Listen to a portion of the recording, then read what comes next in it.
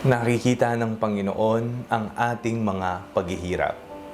Ako po si Father Fiel Pareha at ito po ang ating segment, ang Daily Devotion, na kung saan tayo po ay magdarasal, magbabasa at magdinilay kasama ng salita ng Diyos sa buong taon.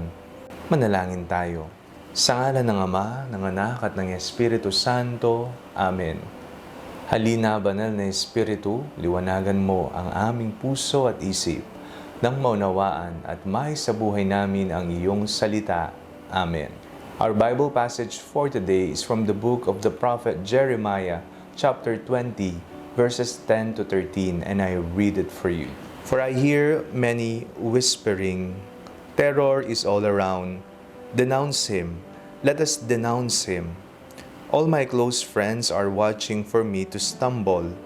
Perhaps he can be enticed, and we can prevail against him and take our revenge on him. But the Lord is with me like a dread warrior. Therefore my persecutors will stumble, and they will not prevail. They will be greatly shamed, for they will not succeed. Their eternal dishonor will never be forgotten. O Lord of hosts, you test the righteous. You see the heart and the mind. Let me see your retribution upon them, for to you I have committed my cause. Sing to the Lord, praise the Lord, for he has delivered the life of the needy from the hands of evil doers. Meron pong sikat na kanta, natutulog ba ang Diyos? Maaari nating tanong, nakikita ba ng Panginoon ang ating mga paghihirap? Nagbibingi-bingian ba siya sa ating mga hinaing? Ang Panginoon ba ay walang pakialam sa atin? Lalo na kapag tayo ay may kaaway o may nangaaway sa atin dahil na lamang sa paggawa natin ng tama o dahil na lamang sa paglalaban natin kung ano ang katotohanan dito sa mundo. Ang ating pong pagbasa sa araw na ito ay isang paalala na hindi natutulog ang Diyos, hindi bulag ang Diyos, hindi bingi ang Diyos, sapagkat ipagtatanggol ng Panginoon ang tapat niyang alagad laban sa kasamaan sa mga nangaaway sa Kanya. Sabi ng ating pagbasa, "But the Lord is with me like a dread warrior.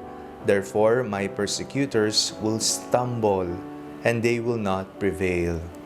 They will be greatly shamed, for they will not succeed. For he has delivered the life of the needy from the hands of evildoers." Ang ating Panginoon ang siyang ating manananggol. Kapag wala tayong masabi sa harapan ng mga taong umuusig sa atin, ipapadala siya ng tulong. Kapag tayo po'y walang kalaban-laban sa harapan ng ating mga kaaway, ipagtatanggol niya tayo.